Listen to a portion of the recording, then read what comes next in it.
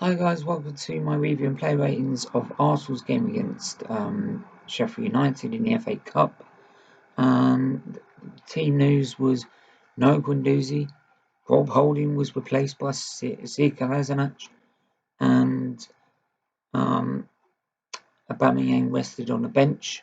Lacazette starting up front, um, and David Luiz back in the side after his disastrous performance against Man City. But this time he was in a back three. I think that was the difference with David Luiz, and I'll start with him because he had a lot better performance. Obviously, I actually was slaughtered him and turned into him after the Man City game. But you've got to give praise when it's when they do well, despite how much you hate them or think badly of them. And I don't hate any player; I just hate the way they play. Um, and he was a lot better against Sheffield United. So, but to the game, we had a similar start to the Southampton game. Very bright start, pressing well, trying to force Sheffield United mistakes. We had chances both on Sheffield United side and on our side as well. And it weren't until the Lacazette foul that things started to change because we got the penalty from that, which was a clear penalty. You can see by the way Lacazette came off, he was caught. And you go through the back of someone like that, you're asking for a penalty. Um, so, and Pepe converts it to make it 1-0. So, and that's where things changed because then we started again dropping back like the Southampton game, letting Sheffield United dictate the play, letting them dominate the ball. And that worried me again, especially since it was Sheffield United. And this is Sheffield United who are fighting for Champions League spots. Right? Yes, they've been in free fall since the restart, and I don't think they're going to last much longer. But they've had a terrific season, a lot better than ours. And their game plan was similar to the game plan that beat us when we went to Bramall Lane in the Premier League, which is the way Stoke used to beat us. Long balls, crosses, long throws, corners, any chance to get the ball in the box, put it in there, because they knew physically and also the way we deal with things in defence, we were going to struggle, especially with how fragile our back three is, or our defensive line.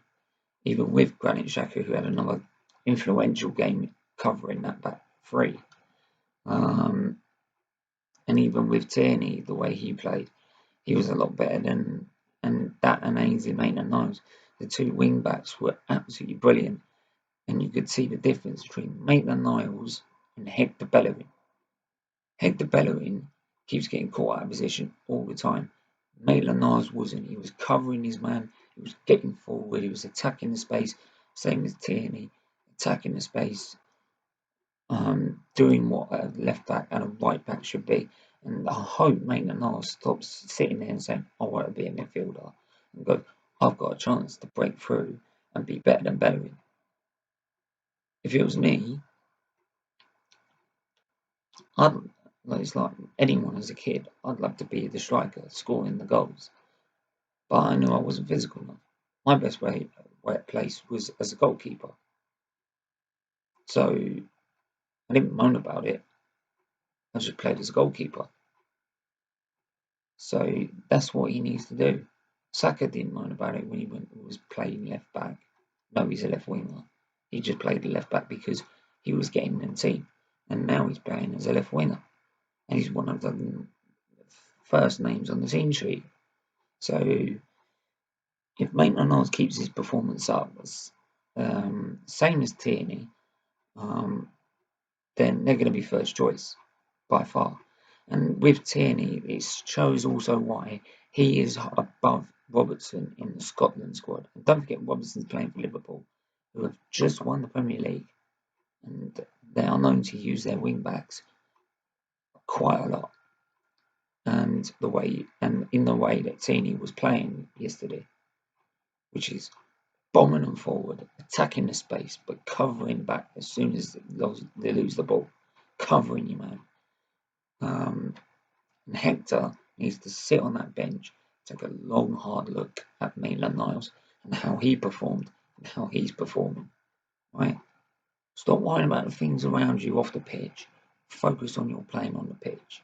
Start with Hamilton. Everyone had a go at Hamilton in 2017, for example, for the British Grand Prix, because he didn't go to F1 Live. He was doing his own thing, right? And people saying he should be training, he should be focusing on his racing, he should be doing this, that, and the other. He ended up winning the title in the end, right? 2018, he did his own fashion line and still won the title. So if you're doing it on the pitch, doesn't matter what you do off the pitch. As long as you do it on the pitch, as long as you do your best on the pitch. End of story. But yeah, and like I said, Sheffield United had the upper hand, and that was pretty much for the rest of the game. We just did what we used to do, say, when we won the UEFA Cup, which is against Parma. Our Cup Winners' Cup, sorry, when we scored with Alan Smith in about the 20th minute and then just sat back.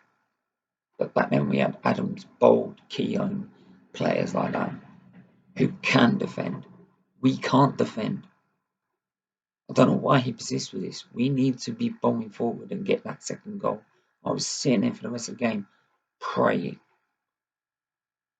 for no mistakes because I knew in the end it was going to be a mistake. And it was Kolasinac, and it was about 10 minutes or so to go, I believe. And this was after we brought Lacazette off because he looked like he was injured in the 67th minute. Bring on Nketiah. We took off David Luiz for holding, and actually David Luiz, when we took him off, it actually made a lot of difference between the back three. It made it worse, and Rob Holding didn't have a good game in that back three. So clearly it shows to me that as a back four, Holding's a lot better. In a back three, you'd rather play Luiz. So that's what it looks like to me. So he needs to make his mind up which defensive line he wants to go for. At the minute, with the Southampton game and the Sheffield United game, the back three with the two wing backs is working. So if that's working best, use that. But then saying that with Holding, he had a great game against Southampton in the back three, so maybe it was just an off day for him. Which I don't mind as long as it's not every week and every game. But yeah, Holding came on the 54th minute, and then Danny Ceballos was on for Joe Willock, which we all thought at the time was like, oh my god, what are you doing? Right? I haven't got a problem with him as a person. He's just on the pitch. He has no end product. He comes up with all these fancy tricks, but there's no end product to it. Right? How he was going to prove us wrong, he did in the end. He was quiet. Let's say that to the moment that we'll come to later.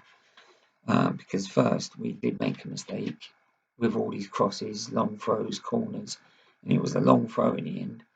And it reminded me of a goal that Bolton scored with a long throw, with Nolan throwing it in, and the defenders just not dealing with it, and the striker reacting. And we saw it come. I saw it coming. I did see an equaliser coming. I just didn't think we were going to hold on. And it got to. I'll just double check what the. It got towards the end of the game, and we couldn't hang on, and it was a mistake by Kolasinac, and I blame Kolasinac mostly for this. A lot of people say it was both Holding and Kolasinac because he kicked it and it bounced off Holding. But Kolasinac could have easily launched it, even if it meant launching it all the way up into the sky directly above it. Right, just launch it. Right, get it out. But it was like he was stuck in between the two, and because of that, it came off Holding, and but Goldrick did the quickest and buried it. So yeah, and that was in the 87th minute. And obviously there was going to be a lot of stoppage time because of water breaks, substitutions, 5 subs. We made 4 subs in the end. I don't know why he doesn't do 5 subs. Maybe it's the fact that he wants to try and use the squad as much as he can in that game and rest what left of the squad for the next game because we haven't got the squad depth. But after they scored, they then had another chance after that, and Martinez stepped up to the plate yet again. This guy is been absolutely brilliant, and I say actually in that game he proved to be a lot better than Leno was right before he got injured. Distribution, perfect. Right, shot stopping, perfect. Commanding, perfect. Some people said he should have shouted keepers for the Goldrick goal, but there was 2 defenders in front of him. They should have dealt with that easily. Goldrick was nowhere near him at that time. The only time he got near him is when he saw the mistake between Holding and Kolasinac. Right? But at the moment Kolasinac kicked the ball, they had plenty of time to get it out. Right, with 1 kick. So but yeah, they had another chance, and Martinez, if he didn't save that, we would have been out. And he's proving the same as Leno. Our 2 goalkeepers this season are probably both of the reasons why we're not in the relegation zone. Mostly Leno, obviously, because he's played the most games. But Martinez, when he's been called upon, has backed the team up the same as Leno has. And this is a guy who spent longest serving player at the club, spent 10 years at his club, hardly been playing in the games, only in the cup games.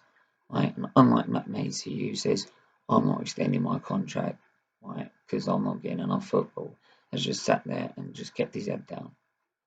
Right? Matt Macy should learn a lot from that. But I've already spoken about him already, so I'm not going into that again. But it was actually Martinez's throw that meant Saka could break away, who laid it off to then Nketiah, who then put through Pepe. We all thought when you put Pepe through at that moment, shoot, it's in. But the defender immediately reacted and closed him down, and we all thought, that's it, chance is gone. But he left it for Ceballos, and it was an acute right angle. And I don't think anyone sort of said, shoot. I think they were probably more thinking, just square it. There's 2 of them in the box. Square it. Right? Given the fact that Danny Ceballos has been absolutely shit the last 3 games that he's been in. Well, throughout most of the season, apart from that Burnley game at the start of the season. But no, he shoots. And I think the keeper could have done better, especially the fact that it was in his near post. And I think closing him down quickly opened the gap up. But take nothing away from the goal. It was a beautiful strike, got the angle right, and buried it into that corner. And that won us the game. There were chances for Sheffield United after that, with the amount of stoppage time, but they managed to game manage and see that through. So game management is getting better. There's a lot of work to do, but overall the performances are better. But like I said, performances on the pitch is not going to sort what the problems are off the pitch. And there's a lot of problems still at this club, and they need to be sorted this season. at the end of this season. And if they are thinking Arteta's the man to take us forward, like I said, he needs backing. So, but I'm not going to rant about that anymore, because it's a positive result. We won. We're through to the semis, and we're playing Man City. Yeah, Man City. Oh my God. But then we played Man City in 2017, and no one gave us a prayer. We won 2-1. No one gave us a prayer then to beat Chelsea in the final, who were Premier League champions and going for the double. But we won, and it shows why we are the record holders in the amount of World Cups, FA Cups won, and that in the FA Cup magic, anything can happen. So the underdogs can beat the favourites, because it's just a one-off match and you have to turn up for it. So yeah, let's get into the player ratings then. With after this really, and it was a really good game, to be honest. I enjoyed the game, to be honest, as well. Yes, the fans weren't there, and it wasn't the same for the FA Cup without the fans, and I think every game's like that. But it definitely had the spirit of the FA Cup tie. A great battle between two teams that on paper one should beat the other, but as I said, FA Cup, anything can happen. So in goal, Martinez, 8, brilliant performance. Like I said, kept us in the game when needed to, when called upon. Distribution was perfect, can't fault him. It would have been more, but my man of the match would have been Tierney, and I'll start with Tierney at left wing back. Man of the match, attack the space, run forward. I did everything right, and in fact, yesterday I gave him a 9 because he was still part of the defence, but I'll give him a 10 because I can't fault. Actually, just thinking about it, I can't fault his performance. Right wing back at Maitland-Niles, 8. Defensively, I'd say he was very sound. There were times where he could have done a bit better, but overall he bombed forward like Tierney, attacked the space like Tierney, did everything that Hector Bellerin wasn't doing. So for me, he showed clearly why Bellerin should not be in the side, and he should get an 8 and should use that to build and cement his place as a right back. Mustafi, 5, decent game. No mistakes in a sense.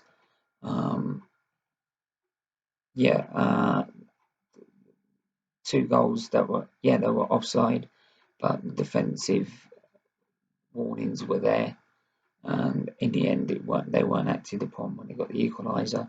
But then he had nothing to do with the equaliser. So for me, he gets a 5 because he should have, as part of the defence, they should have improved after those 2 warnings from Sheffield United. David Luiz, again, 5. He had a lot better performance, like I said, not perfect, but he should use that to build his performances back up, because obviously a lot of fans don't trust his performances anymore. I don't, but praise him when it's due, and he deserves the praise he gets for a lot better performance. Kolasinac, 3, poor performance. He was appalling. Tierney had to bail him out half the time as well.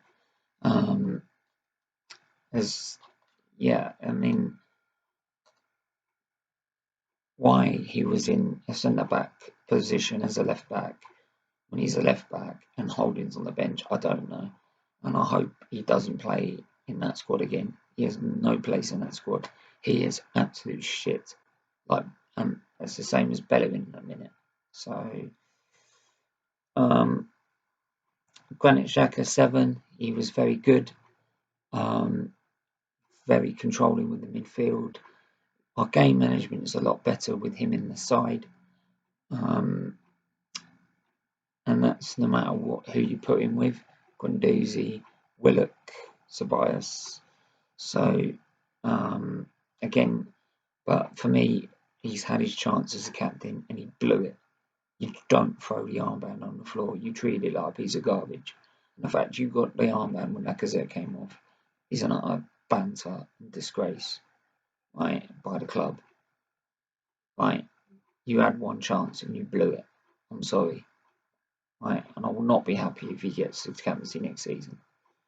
Joe Willock 4. He didn't have a good game, to be honest.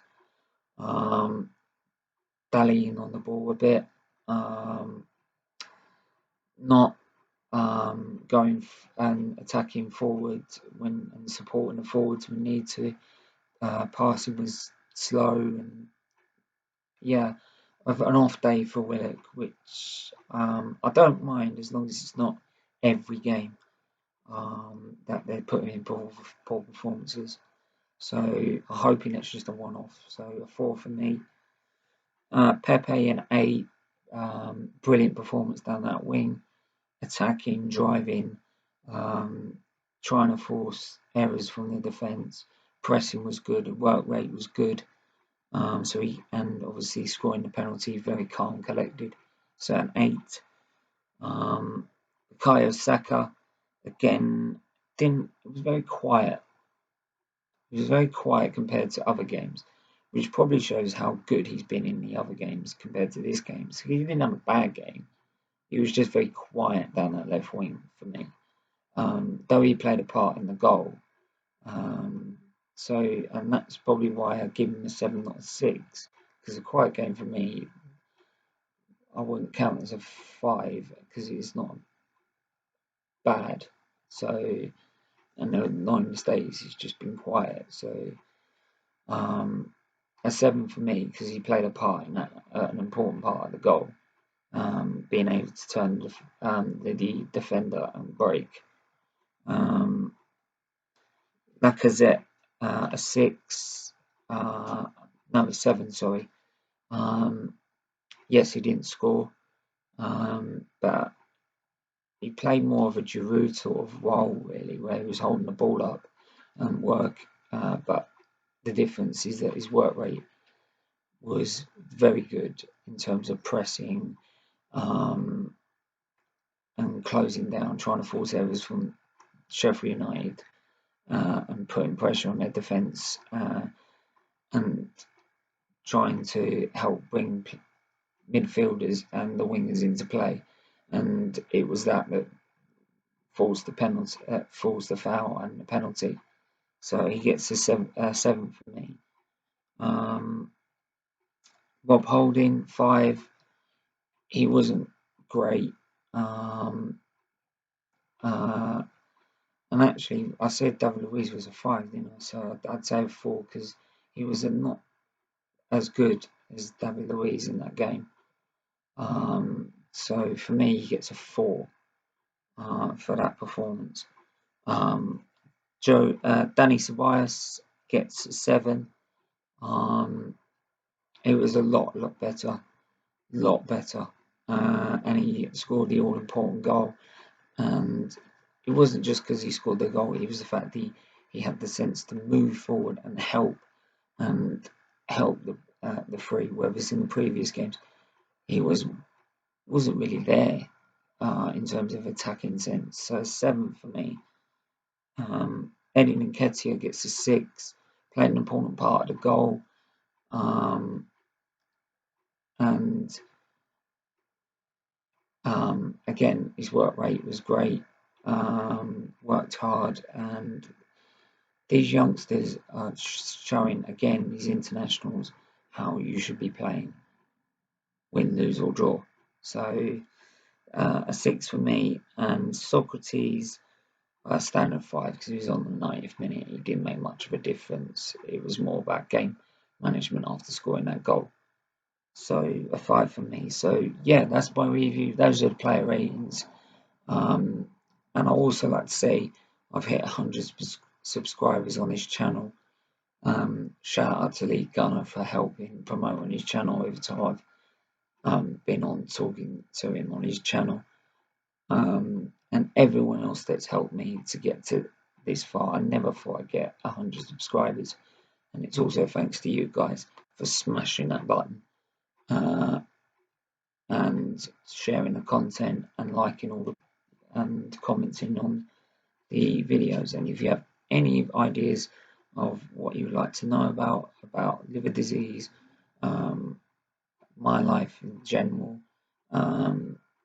football or F1 or any ways of improving the content I'm providing, please leave it in all the comments below. I'll do my best to answer your questions. And you can follow me on the socials if you have any questions. They're all in the description below. But yeah, keep liking, keep sharing, keep commenting to help spread the awareness.